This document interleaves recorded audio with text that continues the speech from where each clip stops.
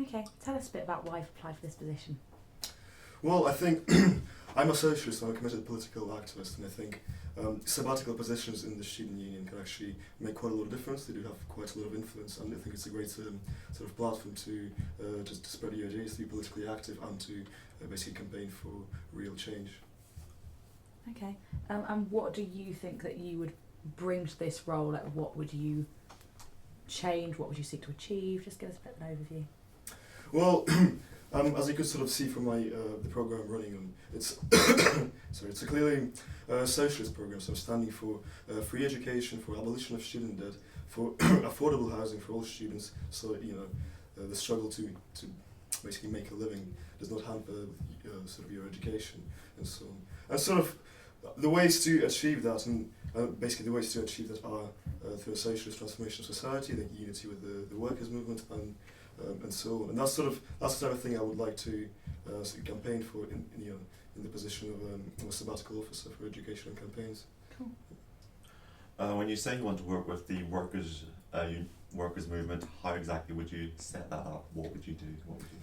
I mean, sort of the first and foremost, I'll be cooperation with the unions on campus, because I do think that the labour movement also represents our interests as students, because the roots, basically, the problems we are facing as students and the problems the workers are facing really have the same root, which is like this economic crisis, world economic crisis of the capitalist system, I think. And cooperation with the trade unions on campus would at least be a good start. So maybe something like a drive for like denser unionisation on campus and sort of better representation of workers' rights. I think if we stand together, we're definitely stronger, and we can fight for interests in a much more effective fashion. What, in your opinion, would be the most important thing for you to achieve as education and campaigns officer? Like, what would you stand to gain for students, and what would you build on that's been done this year?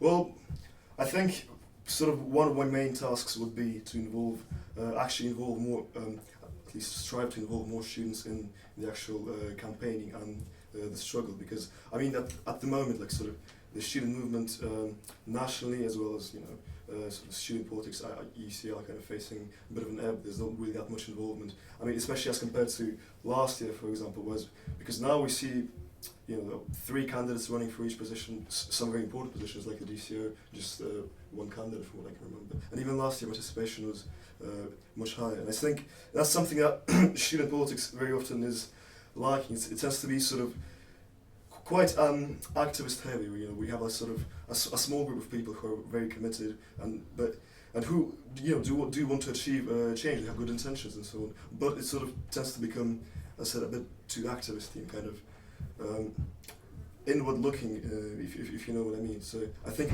and that is definitely a problem, which is one of the reasons for student apathy we're seeing right now. And I think that's something we want to change, through sort of sustained efforts, like trying to build mass campaigns, sort of seeking mass involvement and so on. I think that would be a good solid start. And then sort of obviously bring a clear political program to that, which in my opinion is, you can see it in my manifesto, which I'm running on. And how would you seek to engage students in the union more than they are at the moment?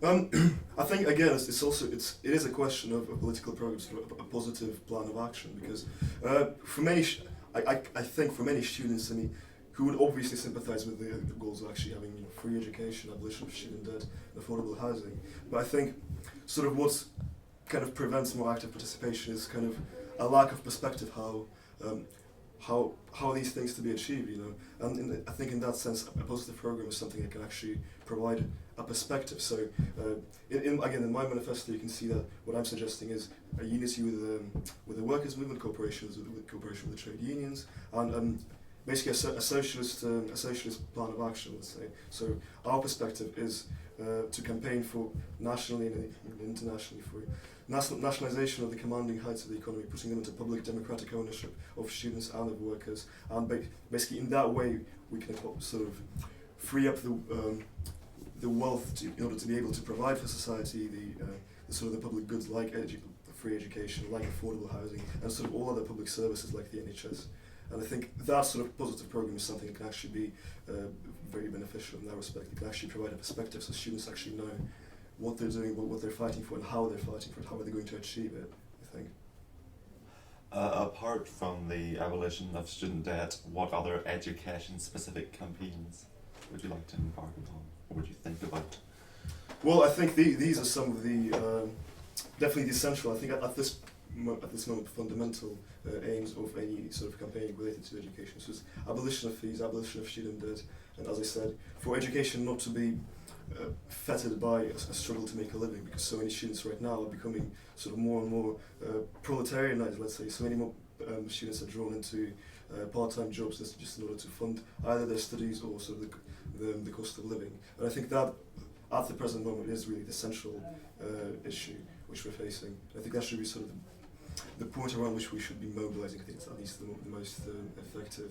Yeah, and sort of everything else flows from that. I mean, again, sort of looking at the socialist perspective, where we are fighting for a free and also decent education for all. But if we do sort of take all the wealth in society, the public ownership of society, then we're also allowing more funding for educational needs, such as obviously quality of education, university space, for example. As now we're facing sort of the prospect of a Bloomsbury master plan, which is seeing cuts to sort of merging of departments, and sort of removing actual teaching and lecture teaching space and lecture theatres for like student hubs and like commercial enterprise. And I think that's something. So this encroachment of private interest on campus is also something that is directly detrimental to the educational process, actual process of acquiring knowledge and the quality of it. So I think that's something I would also stress in sort of my aspirations for this position. A few members of your Marxist society are running for sabbatical offices. That's right. If you were elected and they weren't, how would you work with the other sabbatical offices, the ones that you have less politically in common with? Do you think that would be an issue, or? I mean, probably political issues would arise, but there's obviously always capacity to cooperate and seek common ground. And I mean, as a socialist, obviously I'm committed to the cause, and I would always try and patiently explain to people of different political views sort of what my position is, why am I holding it. But I mean, if it's just me and everyone else has different views, there's no. We're always going to have to seek cooperation, but hopefully on a broadly common basis. Part of the end of your manifesto says fight for a real alternative for a socialist student union. Do you not currently believe UCLU is a socialist student union? Well, I wouldn't say so. Obviously, it is a left-wing union mostly. That is true, but it does not necessarily mean socialist, exactly in the sense that again, which is outlined in my manifesto. So it's not. I would say it does campaign for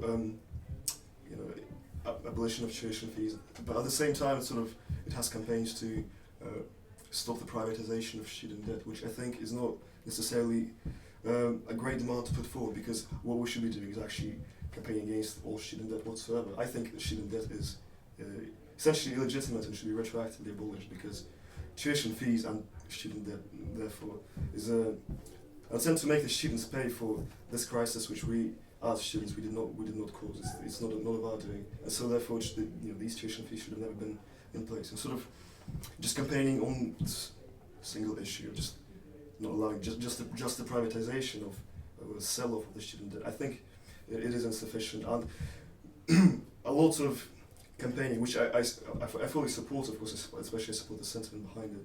I don't think I think it kind of lacks a clear political perspective on what to do and what to demand. You also say in your manifesto you will give away part of your sabbatical wage to the labour movement and the wider workers' struggle. Where do you see that money going? Again, trade unions, strike funds, because we've seen already 3 24-hour higher education strikes, and these have been massively under-publicised and sort of massively underfunded. I mean, and so many workers would kind of, I'd say a significant layer of university workers were just turned off with it because they're losing a day's pay because of that. That is definitely an economic sort of barrier for many of them participating, which is obviously detrimental to the common cause. And I think that's something we could go to, for example. And I mean, sort of whatever local labour struggles and industrial disputes are going on. Like, for example, strikes by the fire brigade a few months ago, and the postal workers. I mean, if they do go on strike, it was the privatisation of the Royal Mail.